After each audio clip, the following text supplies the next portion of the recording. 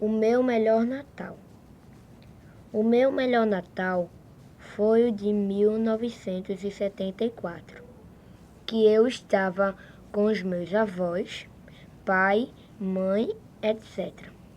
Mas depois que meu avô sumiu, nunca mais eu tive um Natal bom. Meu filho, Carlos. E então me surpreendeu, me chamou a atenção o fato da professora ter grifado a palavra sumiu e ter colocado regular. E na realidade essa redação está perfeita. Ela tem começo, meio e fim, a pontuação é correta. Então eu fui questionar o porquê dela ter grifado e dela ter colocado uma nota regular, quando a redação estava perfeita.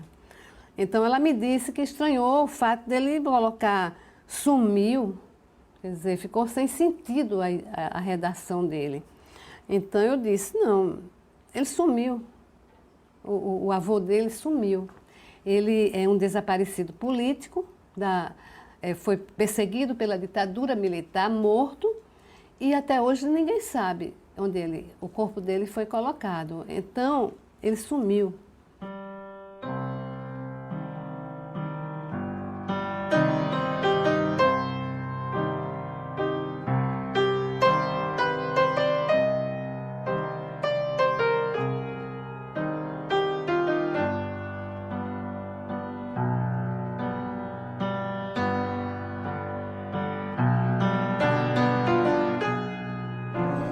Deixou de ir na casa de qualquer um de nós, aniversário, dia do pai, dia da mãe, dia do cachorro, dia do papagaio, o que fosse, ele estava lá. Natal, ele passou Natal na minha casa, né? Aí no dia de ano, ele ia para a casa da Sasha.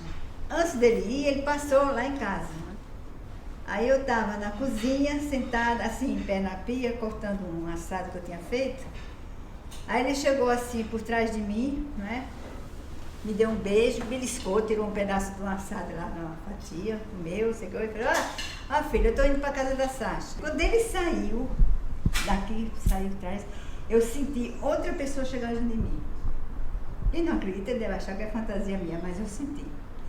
Veio aqui, eu senti o calor da pessoa aqui, no lugar onde ele estava. E eu não sei se eu ouvi, se eu pensei, o que é que foi, mas a mensagem era: vá se despedir do seu pai, que você não vai mais vê-lo.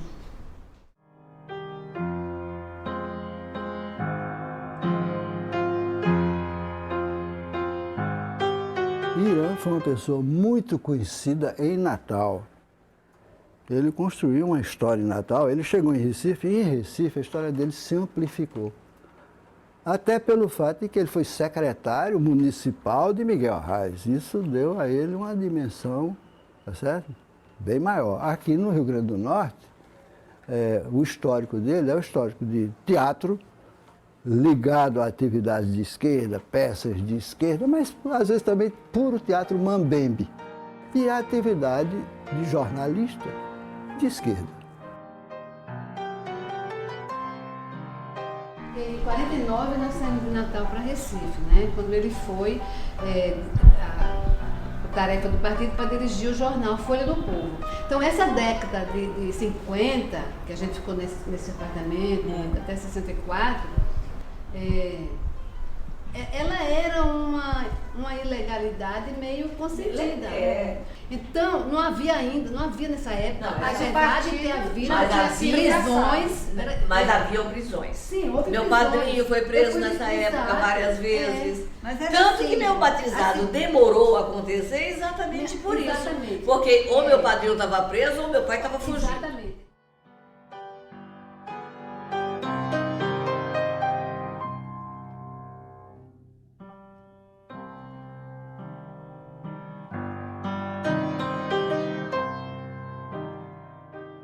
Eu, com 10 anos, no Colégio Pedro Augusto, eu fui fazer uma redação no Dia dos Pais, né?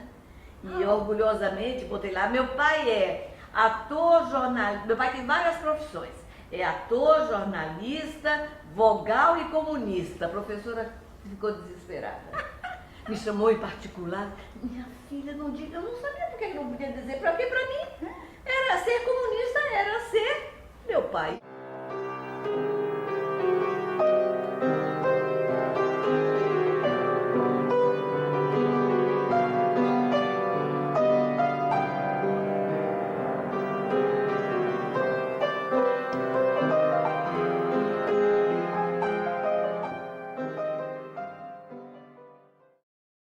Ele foi preso sem saber por quê. Porque ele morava numa pensão no Rio e tinha um amigo, um companheiro que era do partido, ele não sabia nada disso. Então ele foi preso lá dentro. Aí, naquela época tinham bons filósofos, né? O partido era construído por pensadores, não era coisa, não era partido para eleição, era partido para transformação da sociedade. Então ali dentro foi uma escola, porque ele estava com grandes filósofos do partido, né? Aí quando ele saiu de lá, ele saiu convencido que realmente aquilo era... Eu acho muito difícil a gente ler o marxismo, materialismo dialético e não acreditar que tem ali bases sólidas de transformação, sabe?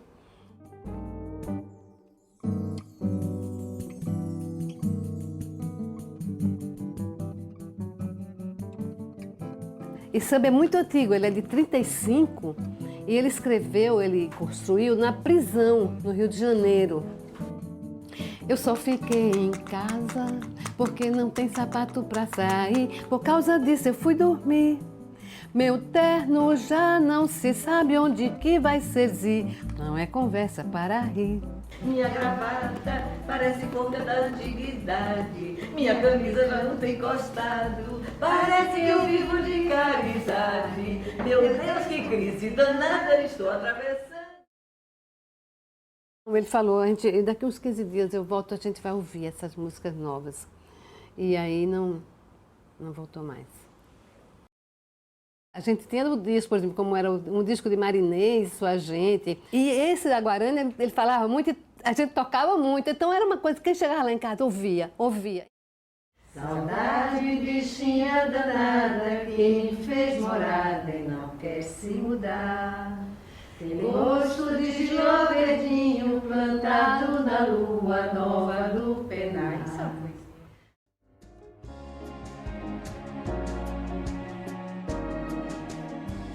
Vamos comprar um daqueles carrinhos de 3 rodas que servem para a criança aprender a andar. Já está cantando, canta dé, dé, dé, dé, dá, dá, dá. Viu esses retratinhos em que estou com ela no braço? Localizou o local? Dentro do quarto, em frente da penteadeira. Foi ela quem bateu, puxando a minha mão. É ou não é fotógrafa para ninguém botar defeito?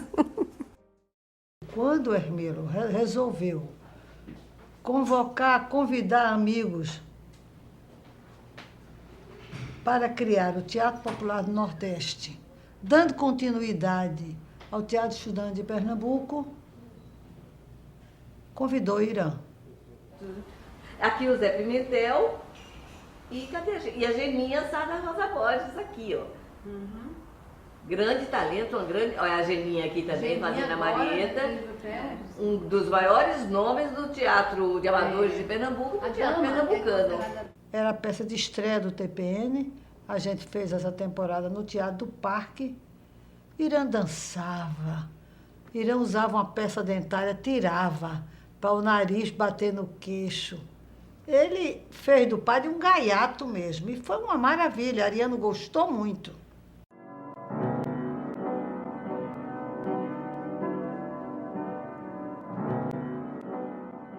O coronel Ibiapina, que era o homem que comandava as operações de repressão dentro do Exército, ele era coronel do Exército,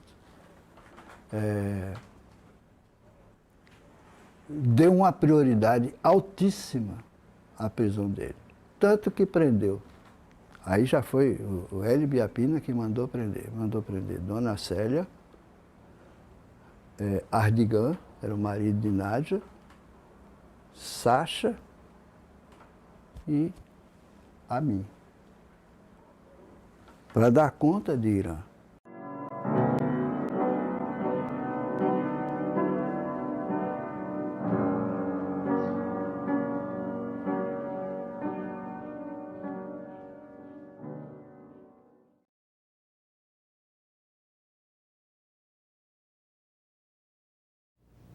Irã era visadíssimo e odiado pela repressão. Caçavam ele como se caça um cão doente, para exterminar mesmo. Isso era explícito, não pelos jornais, pelos comandos, e era sentido por todos nós. Então, lá, orientaram. Leda, tal dia, tal hora você esteja na barraca número tanto da Avenida Boa Viagem. Quando eu menos esperei, o meu carro era um Fusquinha. Irã, aqui atrás de mim, em pé. Eu também tinha descido o carro quando eu vi barulho. Ele em pé, de chapéu e um bigode bem grosso. Quando ele viu que era eu, ele deve ter tido porque também ele saiu sem saber quem seria. Uma alegria e respirou, né? Aí abraçou-se comigo e chorou muito, muito mesmo. Aí eu disse a ele que fique tranquilo, que a gente está em casa. E então eu disse, adivinhe para onde você vai. Ele não tinha a mínima noção. Aí eu disse, você vai para cá de Ariano. Eu ficava preocupado. De que, por exemplo, se o pessoal viesse aqui e prendesse Irã e prendesse a mim como responsável, eu ficava com medo. O primeiro medo que eu tinha, de você eu não tenho medo, porque você já está descoberto. Eu tenho medo de implicar a Leda, Hermilo, o seminário e do Helder, porque eu sabia que ele tinha vindo para cá por intermédio deles. Quando começaram a surgir os primeiros indícios, de que ele devia sair, e ele era muito experiente nisso, ele foi quem detectou isso. Aí eu disse, agora, a mesma coisa que eu lhe disse, que eu não queria saber, eu não quero saber para onde você vai, nem quero saber quem é que vai ficar com você, porque eu não sei se resiste a uma tortura. Eu só soube notícia dele daí a um mês. Ele me telefonou, já de São Paulo. Era um dia de ano, de 1964. Ele me telefonou, aí dizendo assim, Ariano é o pacote. Aí eu já sabia que era ele, ele veio quando dizia para mim, Ariano, que pacote desgraçado esse que você recebeu? Ariano é o pacote. Aí eu entendi logo que era ele, né? Aí ele disse, ele estava telefonando, porque quando ele estava aqui em casa, minha mulher estava grávida. Ele estava querendo saber se tinha nascido, se era menino ou menina. Aí ele disse, nasceu, é uma menina, chama-se Mariana, e queria me dar um abraço de ano novo, né?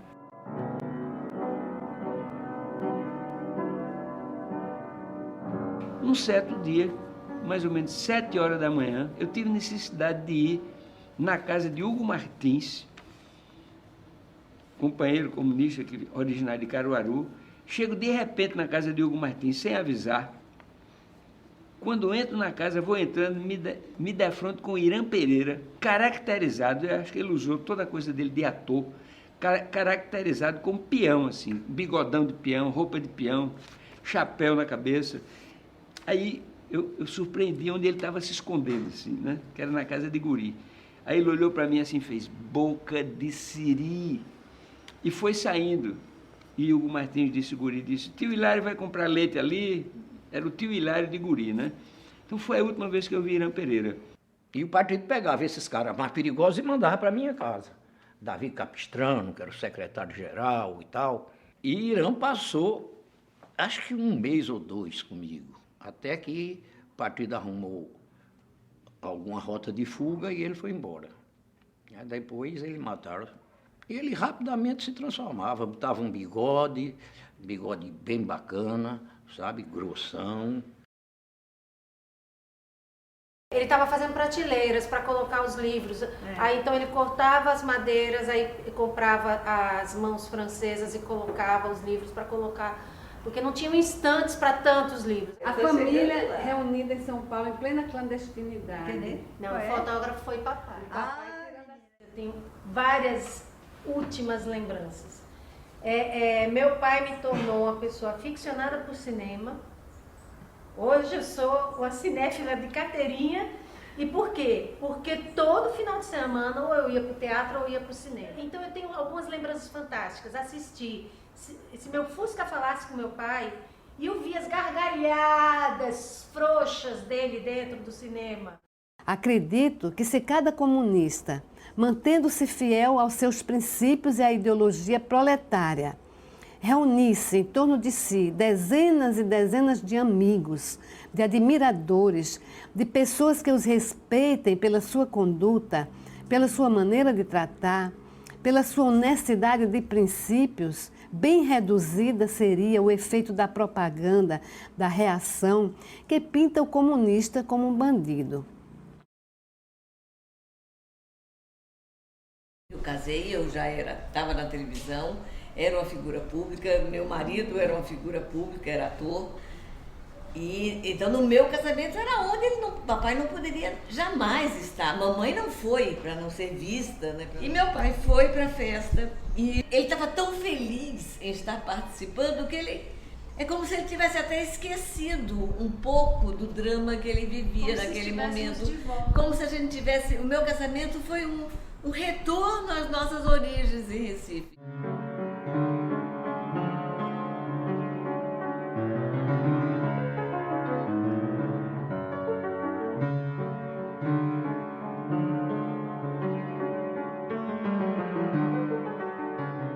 Depois que nós estávamos no apartamento lá na Rua Imperial, um dia a gente se reuniu diante do piano, a gente vivia rodeando o piano, né? Ela tocou e a gente resolveu fazer uma letra. Aí meu pai, cada um dava um verso, aí ia emendando, consertando, escrevendo. Assim, no minuto ficou pronto e acabou. Ficou essa letra linda demais, linda demais. E era a valsa do meu pai. Ela tocava sempre, de cor também, que ela fez e nunca escreveu.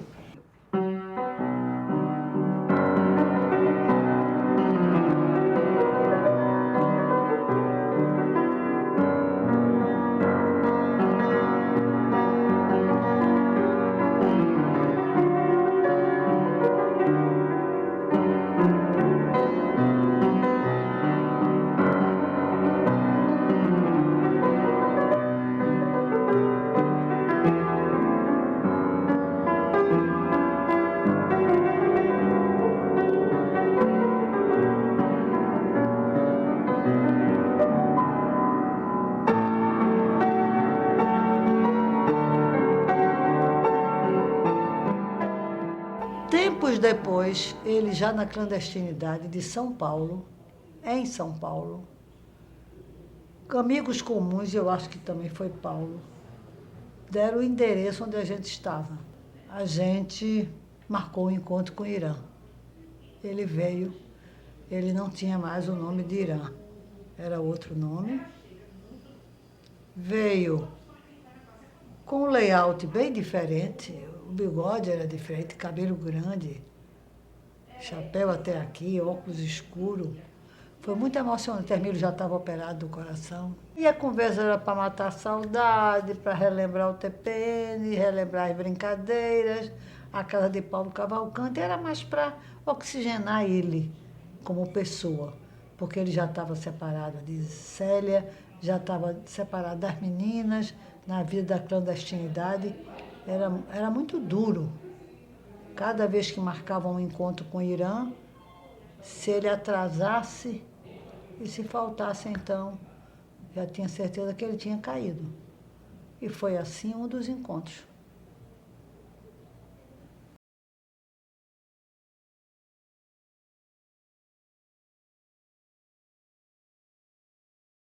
Mamãe tinha sido presa e torturada, mamãe ficou 3 dias lá, no dia 15 ao dia 18 de janeiro. Eles pegaram a mamãe lá em casa. Ela já tinha sido solta essa... E ela voltou com os dedos queimados, de choque, né? Sim. E aí ela estava contando pra gente de como ela foi torturada, né, do choque. E foi aí que ela contou que ela teve a impressão que tinha visto papai passar, encapuzado também, longe, né? Antes de começar a amarrado, antes dela começar a ser torturada. Porque eles tiraram o óculos. Então ela viu de longe tiraram. essa figura, daí a gente achar, né, que ele deve ter sido morto logo depois. Eu tenho certeza que foi na primeira bateria de choques ele se foi. E ele dizia inúmeras, aliás, ele disse no último encontro com mamãe, foi no dia 9 de janeiro, ele disse: eles não têm que tirar de mim, porque eu morro Sim, no primeiro ele disse, não aguento tortura. Não por não aguentar enfrentar a tortura, mas que o organismo dele não tinha mais resistência. E ele iria e foi.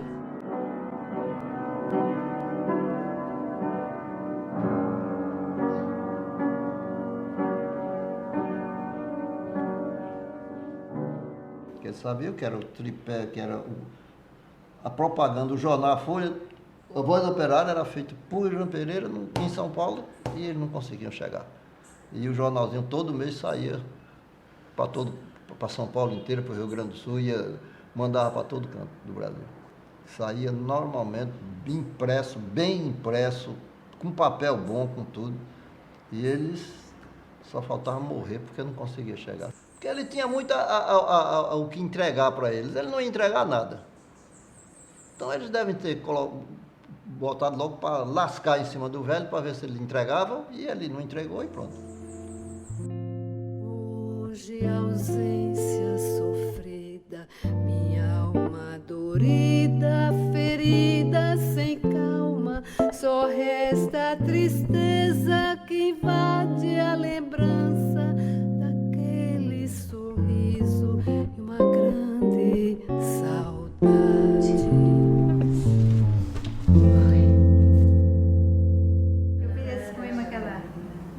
Saiu assim. O segundo eu fiz com a música. Eu comecei a cantar e escrevi. É um lamento. O segundo é um lamento. É uma coisa que saiu assim um dia. Por isso que ele não tem uma melodia. Ele é uma dor que se expressa. Exatamente. Meu dia hoje está triste, tudo parece chorar. Não há mais luz onde havia, e a noite chegou sem luar. O vento chegou de mansinho e não te encontrou no caminho, pois teu perfume não veio, o pranto chegou de leve.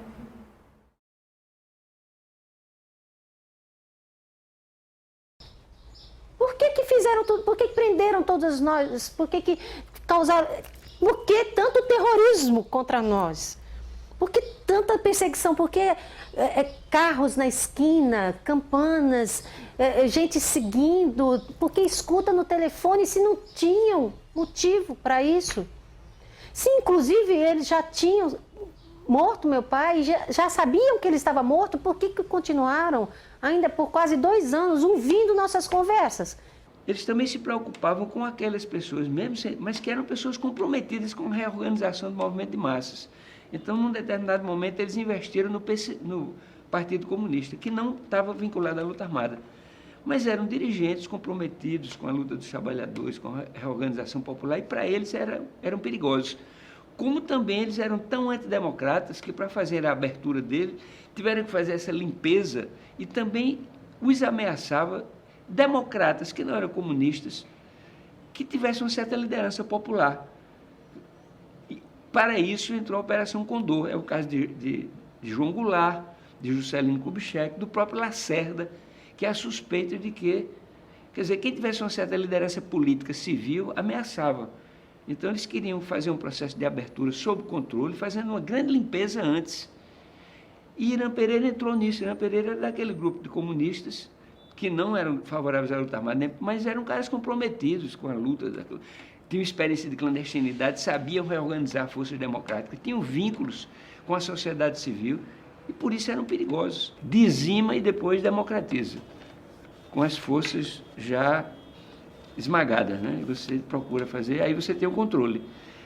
Por essa razão é que o Brasil, depois de 40 tantos anos, é que agora tem a Comissão da Verdade, que os torturadores não foram para a prisão, que não foram para julgamento, né?